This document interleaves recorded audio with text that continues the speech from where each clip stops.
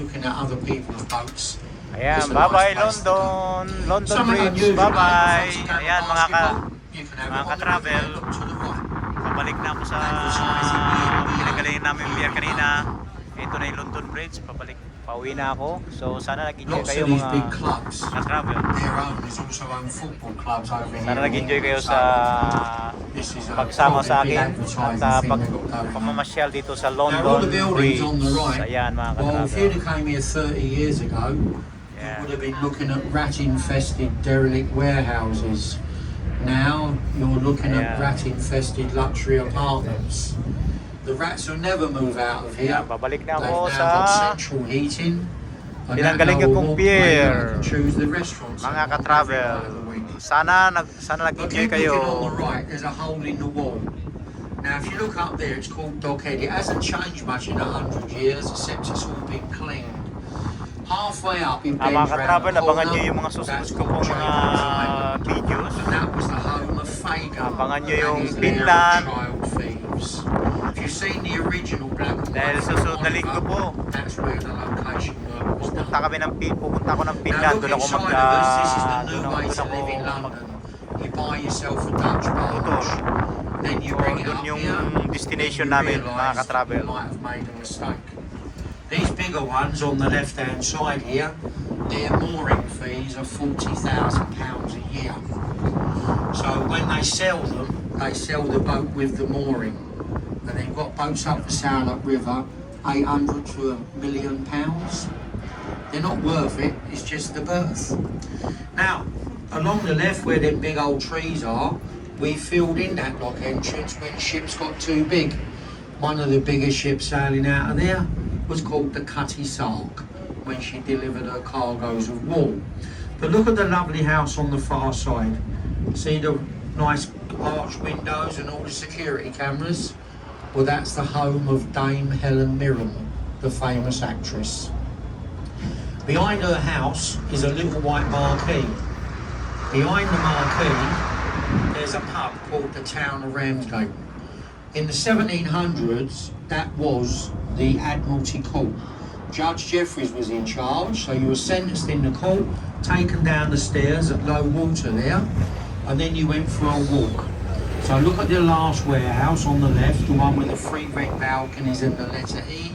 That was Execution Dock. The execution was called the Grace of Wapping. It was very simple. At low water, we chain you to the riverbed, and then we leave you for 36 hours. If you survive, you're an innocent man. Now, the modern building on the left is a repair yard. See the police boat on the left? And further along, headquarters of the oldest police service in the world. Now, Thames River Police were founded by the East India Company to combat piracy and thieving on this river. The other ship owners paid for protection, creating the River Police. 25 years later, we started the Land Police, known as the Bow Street Runners. The little pub on your left, the Captain Kidd, well, he was the last man executed at Wapping in 1701. Here to the right, this lovely little church, St Mary's of Rotherhithe. Buried in there is Captain Christopher Jones, the forgotten captain.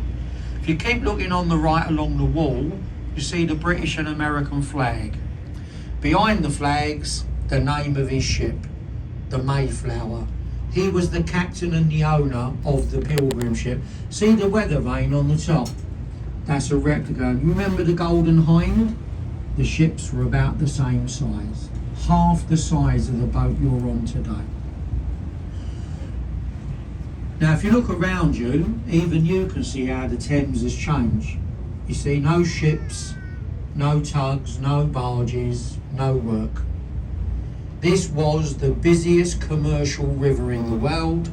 Now it's just an empty space. Now over there on the left, these are all original warehouses. If you wanted one of those apartments there today, you'll be looking at over £2 million a go.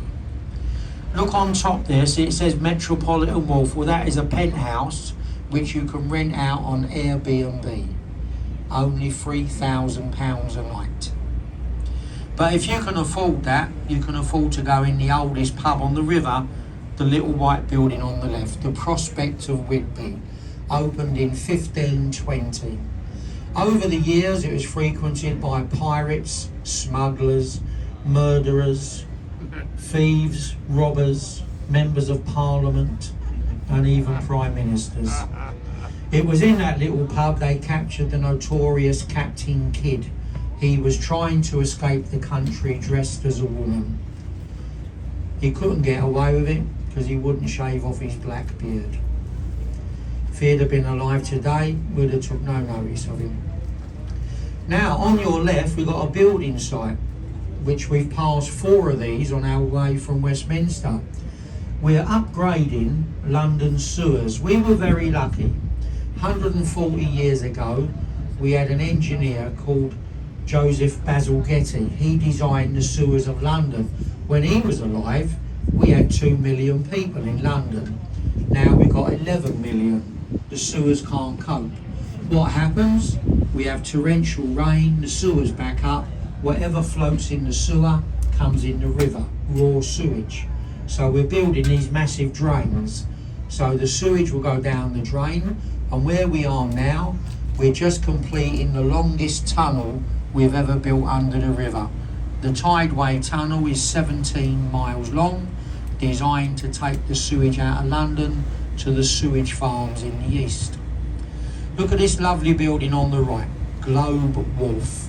The word wharf means warehouse at river front, because that's the way they were built, right against the water's edge, so it was easy to unload little ships and barges. See what we build next door now? Look, luxury apartments, private houses, somewhere to leave the 4x4 all week because you can't afford to run it. But look how many people are out there enjoying the riverside. Now here to the left we've got another little pub. This little red and white one is one of Gordon Ramsay's overpriced restaurants. Look across the front of it, that glass building. See the little church next to it with a man with a red coat, where the train is. He's guarding the canals of England. If we had a canal boat, we could go in there today. Behind the church is Regent's Canal, which takes us to Little Venice in North London. And there we can join the Grand Union Canal to travel to Birmingham and Manchester. The journey from London to Birmingham will take 3 weeks, providing you don't stop at every pub on the way. So on the left is Limehouse, a very old part of London. Before it was Limehouse, this was Chinatown, the original Chinatown in London, where we had the opium and the gambling dens. Look on the left, see the pub with the 3 balconies? That's the Grapes, where Charles Dickens lived and wrote his novel, Our Mutual Friend. The man who owns the pub lives in the house with the gold statue, and that's the home of Sir Ian McKellen, Gandalf in Lord of the Rings. The pub went up for sale. He and his neighbours got together and they bought it to keep it as a pub. If not, it would now be a private residence. So in front of us, well, this is what they were calling the new financial heart of Europe until we decided to leave. Now we just come through the city. That's what we call the old money of London. Down here is the new money. Look at the tops of the towers. See the names of all the robbers from around the world. Now the building up there with a white pyramid, but where they built that tower, that's where we had a place called Canary Wharf, where we unloaded the goods from the Canary Islands. That's why it's called the Canary Wharf development. We was also told when we left Europe all the banks and financial institutions would leave. Well, that was a lie, because that modern building on the left with a triangular frame, it's not a year old yet. That's the headquarters for the Bank of Hong Kong.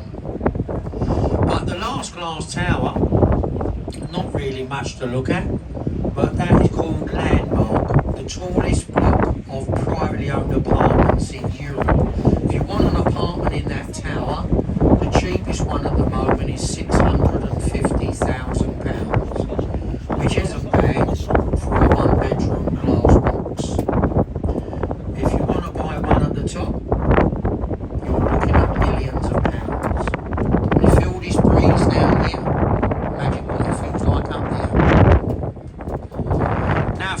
around you, this is the story of London. Wherever you go, we're building more